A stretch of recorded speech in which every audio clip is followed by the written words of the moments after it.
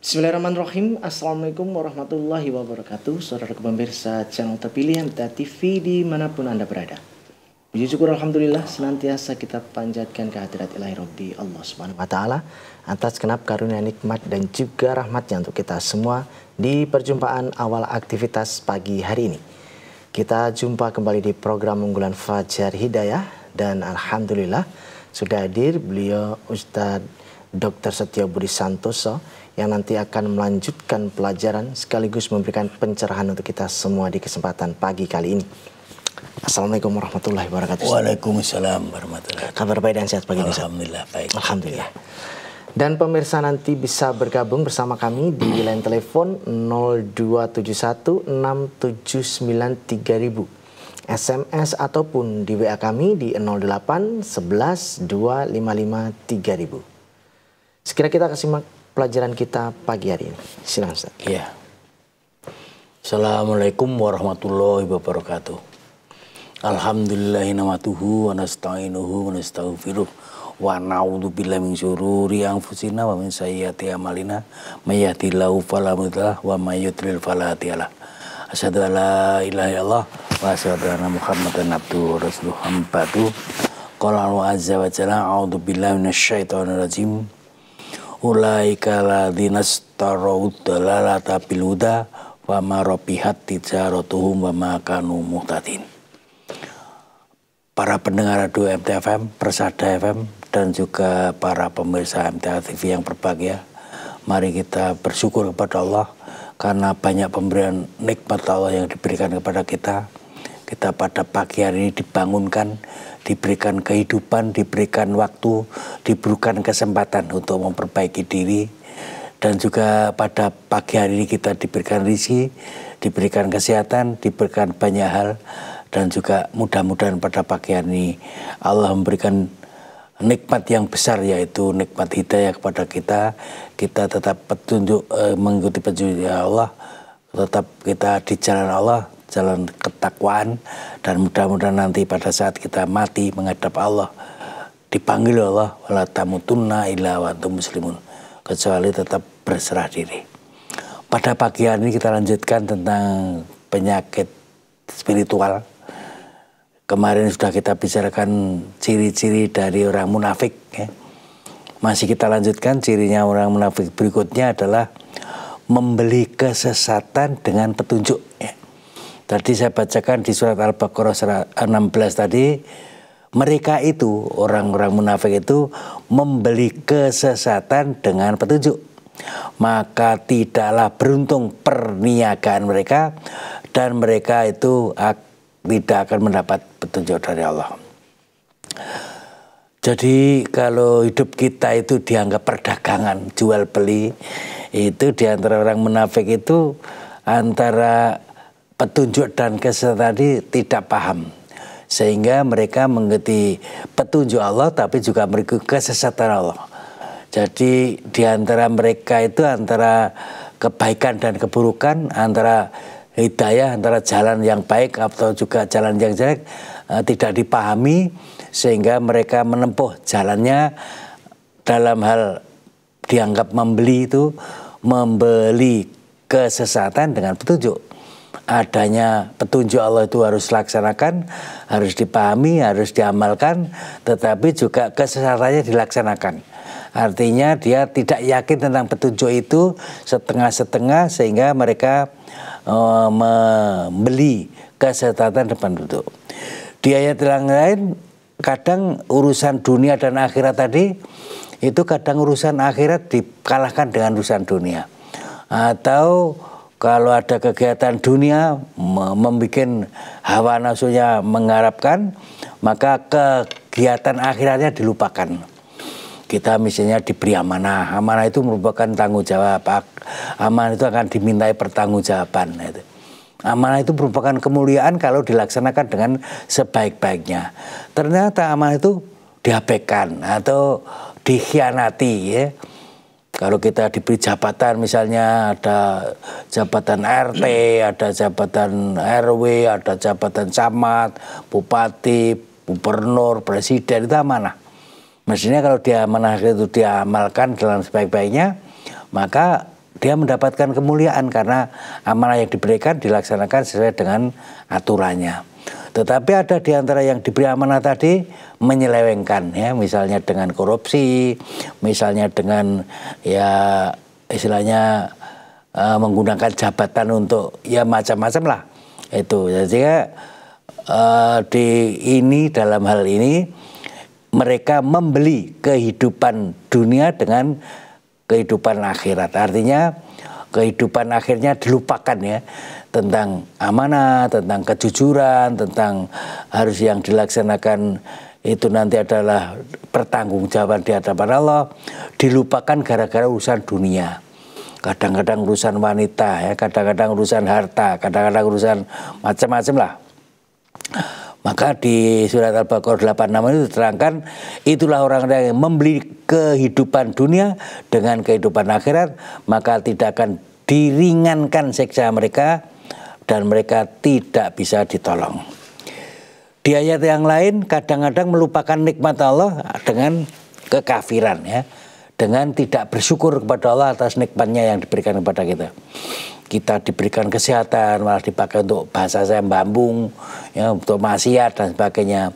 Kita diberi harta tetapi dipakai untuk hal-hal yang tidak boleh. Contohnya untuk judi, contohnya untuk istilahnya wanita, misalnya untuk suap, itu kan nggak boleh. Tapi di antara kita ada yaitu menukar kenikmatan Allah dengan kekafiran, ya.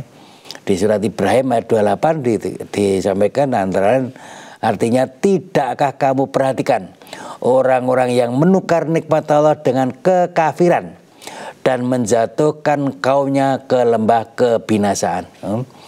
Jadi kadang-kadang yaitu tadi mendapat nikmat Allah tapi tidak digunakan di jalan yang baik, di jalan yang benar, digunakan untuk mendekatkan diri kepada Allah, digunakan untuk taqarrub kepada Allah, digunakan untuk ibadah.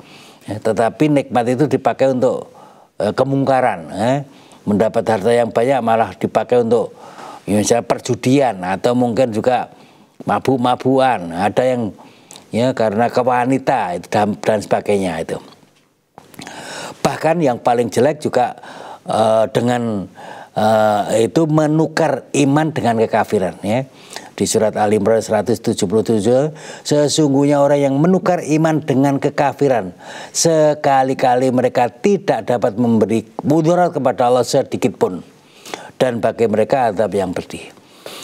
Jadi Allah itu tidak butuh istilahnya disembah, tetapi kitalah yang harus membutuhkan Allah untuk menyembah, karena memang oleh itu harus disembah. Kemudian jika iman, ya, keyakinan itu jangan sampai ditukar dengan kekafiran, ya. Jadi setengah iman setengah kafir itu tidak boleh. Ya iman kafir. Nah, setengah iman setengah kafir namanya orang munafik gitu. Maka kalau orang itu tadi menukar iman dengan kekafiran, mereka tidak membuat mudaratnya Allah. Allah tidak, ya, hambanya yang seperti itu ya tidak direken, dan bagi mereka akan mendapat azab yang pedih. Berikutnya Allah memberikan petunjuk, ya. Sebagian rezeki yang dianugerahkan kepada mereka dengan diam-diam atau terang-terangan, mereka itulah mengharapkan perniagaan yang tidak akan merugi. Lah ini Allah memberikan rezeki, Allah memberikan banyak hal, mestinya digunakan di jalan Allah. Allah memberikan kehidupan, memberikan itu bahasanya kalau dipakai untuk perniagaan memang ada semacam orang, saya itu ya pembisnis, ya, saya itu pedagang, saya itu jual beli, hidup ini hanya urusan berdagang, yang dipentingkan berdagang. Perdagangan apa yang paling penting? Perdagangan di jalan Allah, ya. Kemudian tadi dikatakan diberi rezeki yang Pak, kamu tahu apa yang ada perdagangan yang tidak mungkin rugi? Nah ini di surat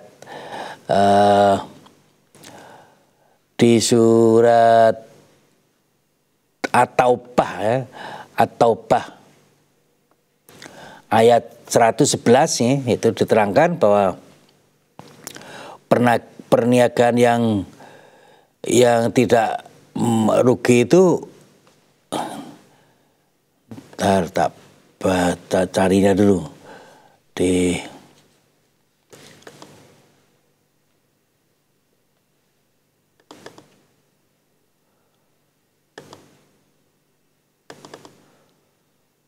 biar nggak salah.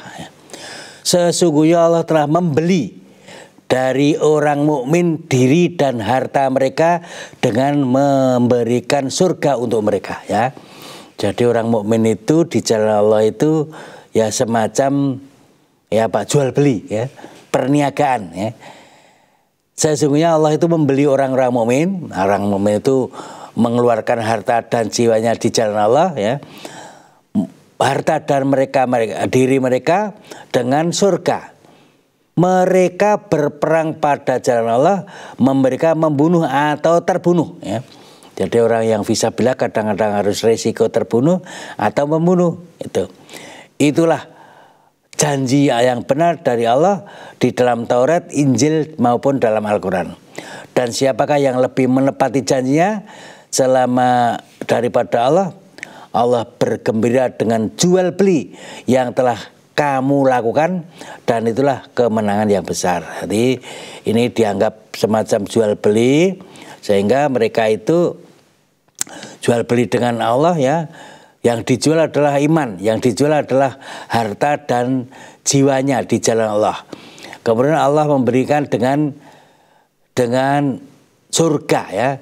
Jual belinya Allah, kita mengeluarkan harta, mengeluarkan jiwa untuk di jalan Allah, tetapi Allah membelikan dengan surganya. Jadi, jual belinya, tukar menukarnya dengan surga. Itu kalau kita di jalan Allah, maka kita menuju perniagaan yang tidak pernah rugi, karena memang orang di jalan Allah itu tidak pernah rugi, walaupun risikonya dalam peperangan misalnya harus terbunuh, gitu. Atau kalau tidak terbunuh, ya kita membunuh pun mendapat pahala, karena memang perang di jalan Allah.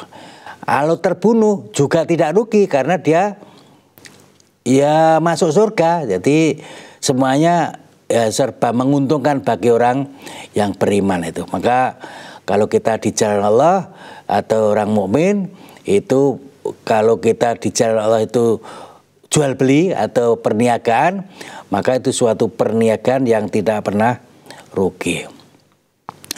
Kemudian ayat berikutnya di surat Shaf ayat 10, ya. Hai orang-orang yang beriman, sukakah kamu aku tunjukkan perniagaan yang dapat menyelamatkan kamu dari azab yang pedih? Yaitu kamu beriman kepada Allah dan Rasulnya dan berjihad di jalan Allah dengan harta dan jiwamu. Itulah yang lebih baik bagimu, ya. Jadi perniagaan atau jual beli yang paling bagus itu kita berjalan di jalan Allah, bersungguh-sungguh di jalan Allah, berjihad di jalan Allah. Dengan apa? Dengan harta dan jiwamu, ya. Kita di jalan Allah itulah perniagaan atau jual beli yang tidak merugikan, ya. Tapi kalau orang menjual dunia untuk akhirat, menjual kenikmatan dengan kekafiran, kenikmatan dengan kekufuran, atau bahkan menjual iman dengan kafir, maka itulah yang paling rugi. Alangkah buruknya orang yang menjual dirinya dengan kekafiran, dengan apa yang telah diturunkan oleh Allah, karena dengki bahwa Allah menurunkan karunia kepada siapa yang dikehendakinya di antara hamba-Nya. Karena itu mereka mendapat murka sesudah mendapat kemurkaan, dan orang yang kafir siksaannya amat sangat pedih. Ini di surat Al-Baqarah 80. Dan yang paling jelek itu menukar iman dengan sihir, ya. Dalam surat yang panjang di surat 102 Al-Baqarah itu, ya, baca panjang nanti, yang paling utama adalah menjual iman dengan sihir. Mereka mengikuti apa yang dibaca oleh setan-setan mereka pada zaman Sulaiman, ya, zaman Sulaiman, dan mengatakan bahwa Sulaiman itu mengerjakan sihir, ya. Padahal Sulaiman itu tidak mengerjakan sihir, ya. Mereka punya keyakinan Sulaiman itu ahli sihir, padahal Sulaiman tidak mengerjakan sihir. Hanya setan-setan yang kafir itulah yang mengajarkan sihir. Mereka mengajarkan sihir kepada manusia dan apa yang diturunkan kepada dua malaikat di negeri Babil, yaitu Harut dan Marut. Sedang keduanya tidak mengerjakan sesuatu kepada orang sebelum mengatakan bahwa keduanya, sesungguhnya kami hanyalah cobaan bagimu, sebab itu janganlah kamu kafir. Mereka mempelajari dari dua malaikat itu apa yang dengan sihir itu mereka menceraikan antara suami dengan istrinya, ya. Jadi mengadu domba atau membuat suami istri cerai atau itu dengan kata-kata sihir itu. Dan mereka itu al-sihir tidak memberi mudarat kepada sihirnya itu dengan seseorang pun kecuali dengan izin Allah. Yang jadi sebenarnya orang istilahnya apa ya, memberikan sihir itu tidak akan memberi mudarat kepada orang lain, ya. Ya, kita keyakinannya begitu. Kita kalau ada orang memberi sihir kepada kita tidak akan sampai, tidak akan bisa. Karena pada akhirnya sihir itu tidak bisa memberi mudarat kepada orang lain. Dan mereka mempelajari sesuatu yang tidak memberi manfaat tetapi memburat kepada mereka, ya, tidak mendapat manfaat tetapi memberi mudarat. Dan sesungguhnya itu orang yang belajar sihir tadi kan belajar sesuatu yang tidak ada manfaatnya, ya, dan tidak akan memberi manfaat mudarat. Sesungguhnya mereka meyakini bahwa barang siapa menukar ayat Allah atau kitab Allah dengan sihir itu tiada baginya keberuntungan di akhirat, dan amat jahatlah perbuatan mereka itu. Karena apa? Karena mereka menjual dirinya dengan sihir itu, ya. Jadi dengan iman dikebuat dengan sihir, itulah perdian yang itu. Di ayat yang lain mereka itulah orang-orang yang membeli kesesatan dengan petunjuk dan siksa dengan ampunan, ya.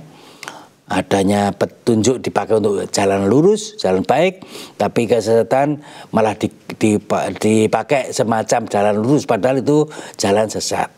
Atau mendapatkan ampunan itu suatu anugerah, tapi dia malah mendapat siksaan.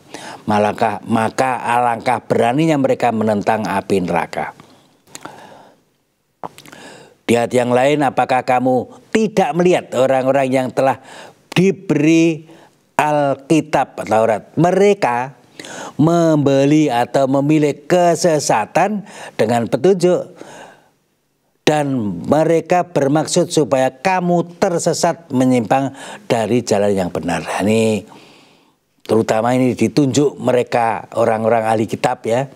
Dalam kitab mereka itu banyak ayat-ayat yang diselewengkan, banyak petunjuk yang dirubah, sehingga mestinya petunjuk dirubah menjadi kesesatan. Jadi kesesatan itu malah diarahkan, dianggap sebagai petunjuk, sehingga mereka menyeleweng dari jalan Allah itu. Misalnya tentang penyembahan, ya. Penyembahan itu hanya kepada Kholik. Kholik itu pasti satu, tidak mungkin dua, ya.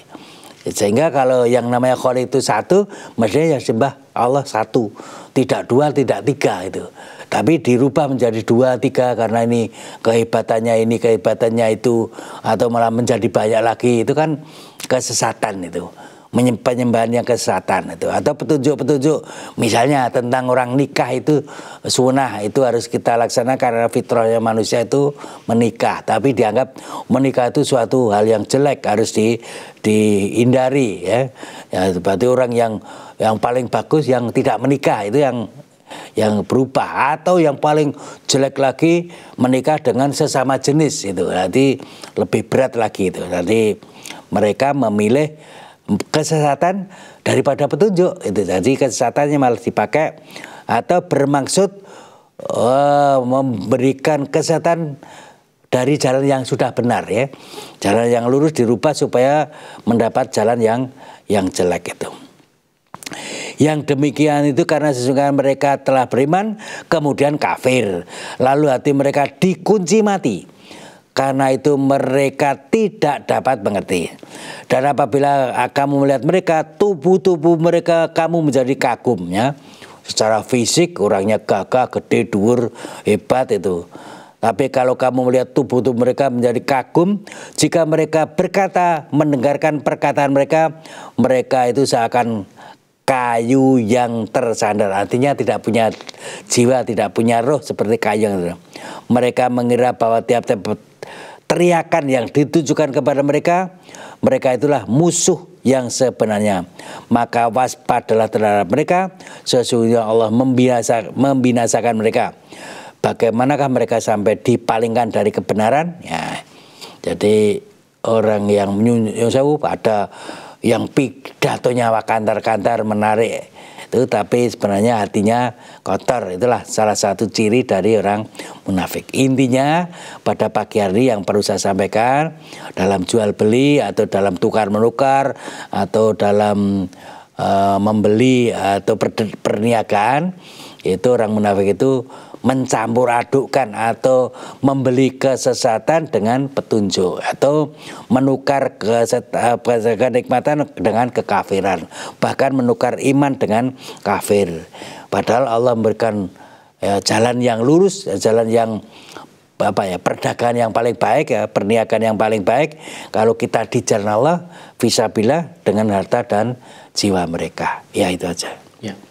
Baik pemirsa, kami harapkan Anda bisa bergabung bersama kami di line telepon 02716793000, SMS ataupun di WA kami di 08112553.000. Namun sebelumnya kita akan simak beberapa informasi dalam rangkaian kita pariwara berikut. Baik saudaraku pemirsa channel terpilih MTA TV dimanapun Anda berada, terima kasih Anda masih setia bersama kami, khususnya di program unggulan Fajar Hidayah pagi ini.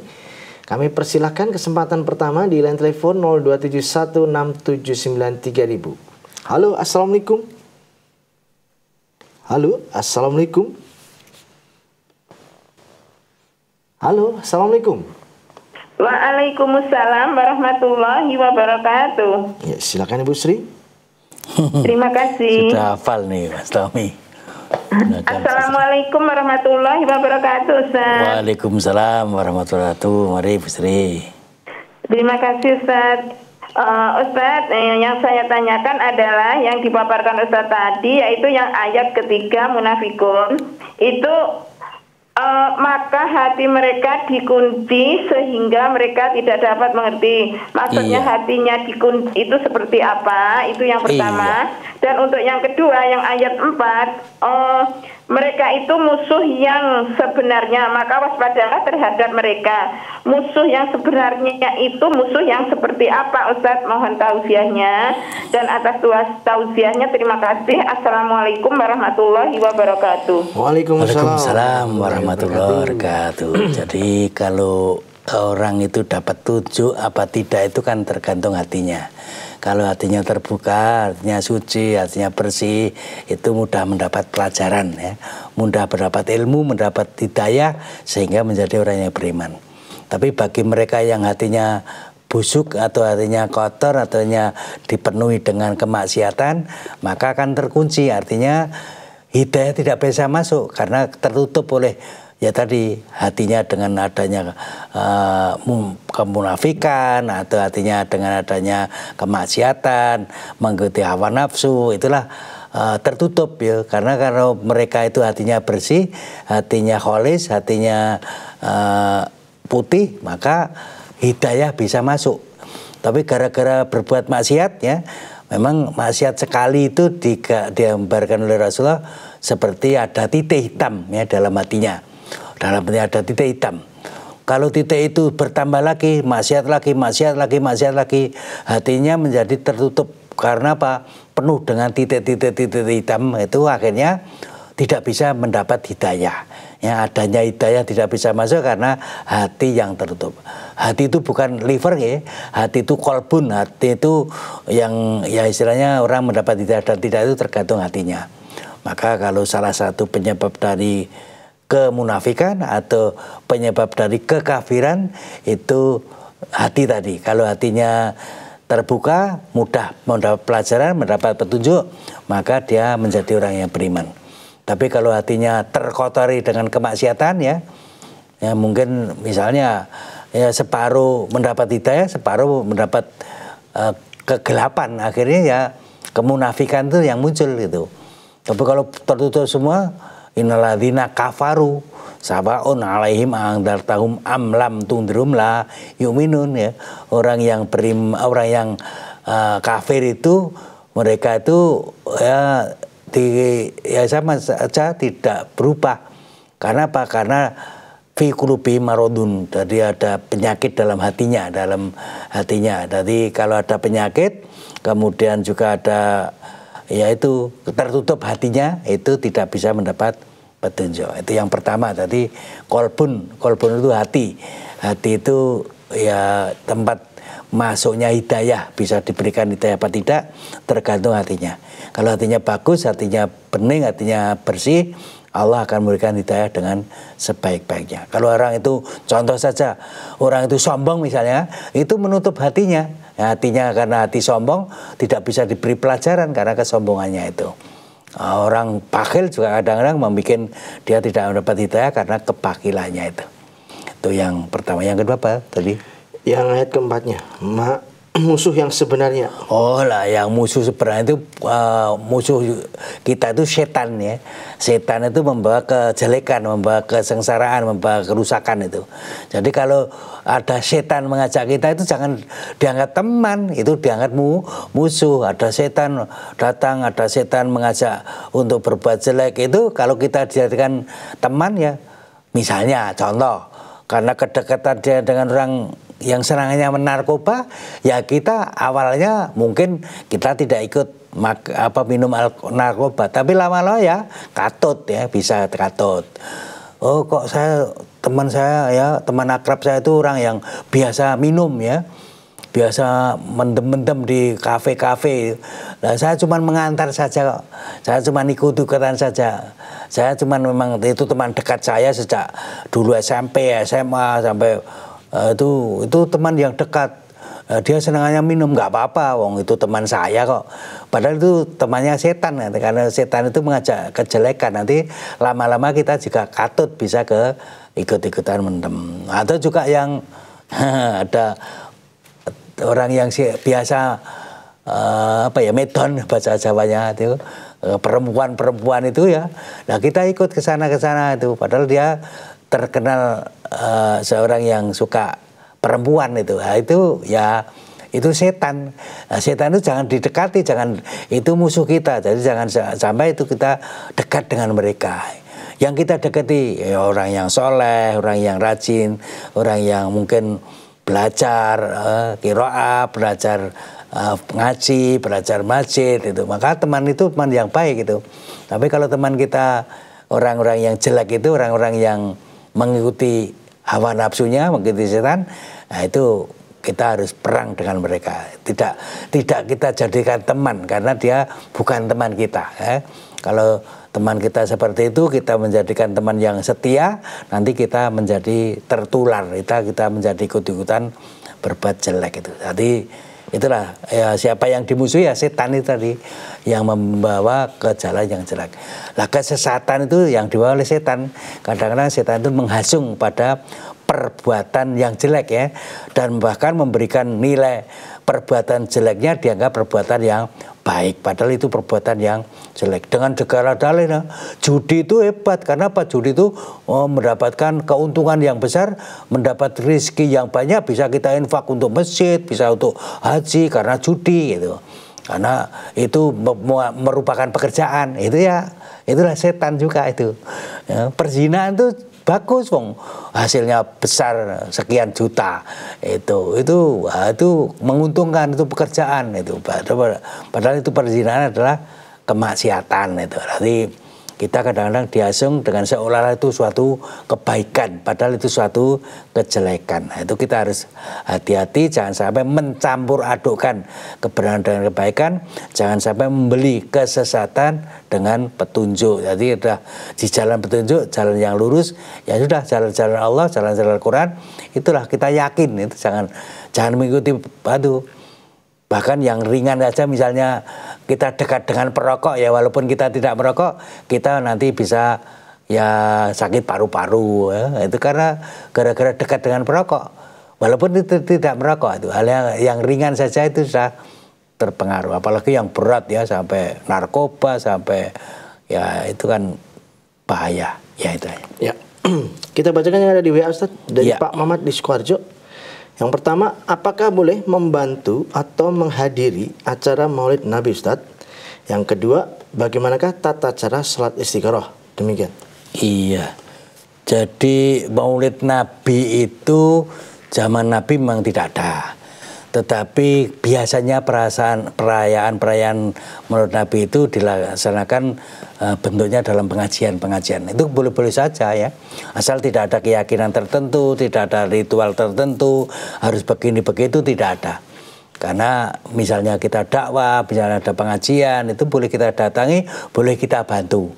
Tapi kalau peraturannya, ya, ritualnya harus begini begitu, harus begini begitu, itu yang tidak ada. Karena zaman Nabi tidak ada contoh atau tidak ada harus begini begitu. Tapi kalau kita ya biasanya di Maulid Nabi kan kita mengingatkan bagaimana perjuangan Rasulullah, ya, bagaimana perjuangan sahabat, diberi pelajaran-pelajaran, itu kan hebat, itu bagus itu. Yang kadang-kadang di antara kita itu kalau tidak ada pengajian seperti itu kan tidak pernah ngaji. Kalau kita warga MTA sudah biasa ngaji itu rutin tiap minggu, bahkan mungkin seminggu ada 2-3 kali itu. Karena sudah biasa. Tapi kalau pada umumnya biasanya hanya setahun sekali, kadang setahun 2 kali, ya sudah boleh saja untuk pengajian umum. Asal tidak ada ritual tertentu, boleh ya Pak. Ya. Yang kedua untuk istikharah itu memang sholat sunat ya, yang ditutunkan pada saat suatu hal yang penting ya, suatu pekerjaan yang harus ya kita laksanakan itu penting, atau mungkin memilih 2 hal yang harus, mana yang kita perlu ya, pilih itu mungkin termasuk ya misalnya pernikahan, misalnya termasuk ditawari untuk jabatan, misalnya ditawari untuk pilih A apa pilih B dan sebagainya. Atau mungkin termasuk kita memilih pemimpin, misalnya dalam pemilihan bupati, pemilihan gubernur, pemilihan presiden. Kita istikharah bagus karena kita berdoa kepada Allah supaya Allah memberikan jalan kepada kita. Ya, caranya melaksanakan sholat 2 rakaat ya, 2 rakaat dengan sir ya, dengan suara yang lembut, tidak dengan jahar ya, sendirian ya, sendirian, tidak ada jamaah.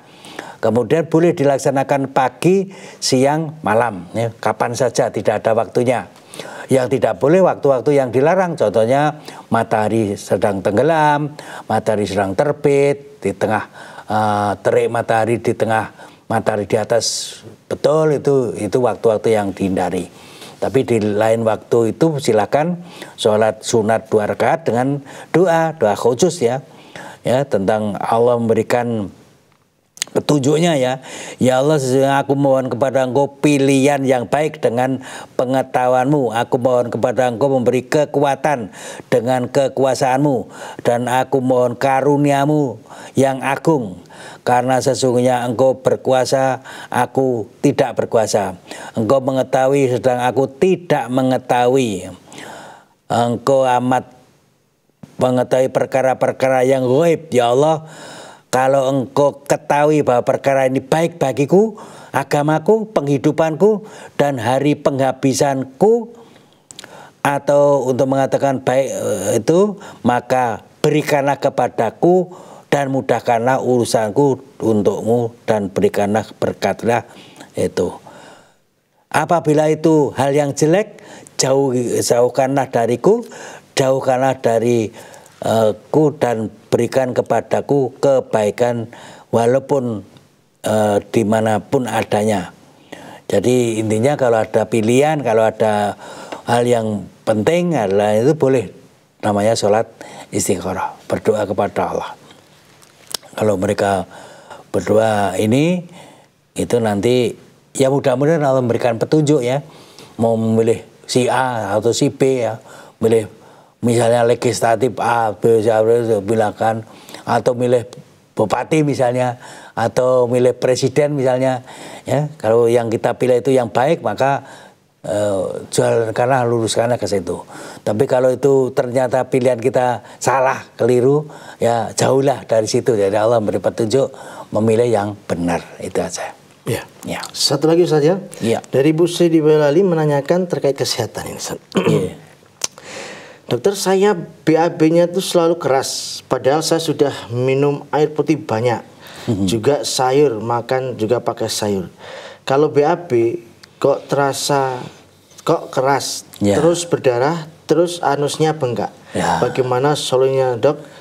Terus saya sering pakai dulkolak, periksa dikasih obat, periksa dikasih obat, minum laktunak, baru bisa keluar. Ya. Kalau pakai dulkolat terus bahaya atau tidak dok? Iya. Jadi yang paling bagus ya diperiksakan, terutama kalau memang sudah dokter umum tidak mampu, tidak selesai, kepada ahli bedah ya. Mungkin ahli bedah atau ahli penyakit dalam ya. Karena memang berak yang tidak bagus tadi itu memang berbagai macam faktor ya. Memang faktor pertama makanan, kemudian juga makanan yang masuk apa? Misalnya makanan yang masuk tidak ada sayuran, tidak ada buah-buahan, itu membuat mudah keras itu. Dan ibu tadi laporannya sudah makan sayur, makan buah, ya sudah bagus. Itu dari faktor makanan kemudian sudah tidak. Tapi juga bisa saluran pencernaan ya.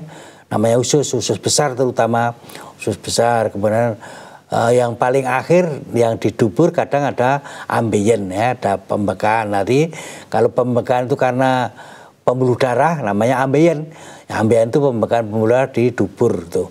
Ada yang di luar, ada yang di dalam itu. Tadi maka sebaiknya memang diperiksa, dilihat di ya istilahnya oleh ahli bedah, kadang-kadang diteropong ya, dengan teropong. Oh ini ada pembesaran pembuluh darah, berarti harus diluruskan atau harus ya istilahnya diambil atau harus dihilangkan itu. Nanti jadi kalau sudah makanan, memang yang pertama makanan dulu. Kalau makanannya yang sudah sayuran dan mungkin buah-buahan, ya, terutama buahan yang misalnya ada kates, misalnya ada pisang, itu bagus itu. Kalau sudah itu enggak ya nanti periksakan kepada ahlinya ya, nanti biar diteropong. Kalau memang ada pembesaran, nanti dikatakan ada pembesaran di dubur tadi sampai berdarah, ada kemungkinan adalah ambeien ya itu. Ya.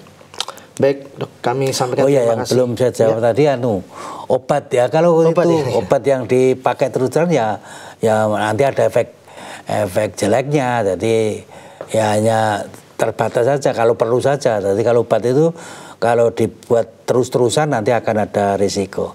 Nah kalau memang terpaksa harus terus-terusan karena ya misalnya penyakit gula, penyakit kencing manis, ya kalau ada efek sampingnya biasa diganti dengan obat yang lain. Ya memang obat itu kalau dipakai terus-terusan ada efek jeleknya. Jadi jangan sampai biasa kita minum obat terus-terusan ya, apapun itu. Jadi yang paling bagus ya hanya kalau perlu saja gitu. Baik. Ya. Baik Ustaz, kami sampaikan terima kasih atas pelajaran dan tausiahnya pagi ini Ustaz. Kita nantikan pelajaran berikutnya insyaallah. Assalamualaikum warahmatullahi wabarakatuh. Waalaikumsalam warahmatullahi wabarakatuh. Baik saudara pemirsa channel terpilih MTA TV dimanapun Anda berada, demikian tadi telah kita simak dan ikuti bersama program unggulan Fajar Hidayah pagi ini. Kita jumpa kembali di kesempatan mendatang. Saya Tamal Fatoni pamit undur. Alhamdulillahirrahmanirrahim. Subhanakallahumma wa bihamdika asyhadu alla ilaha illa anta astaghfiruka wa atubu ilaik. Assalamualaikum warahmatullahi wabarakatuh.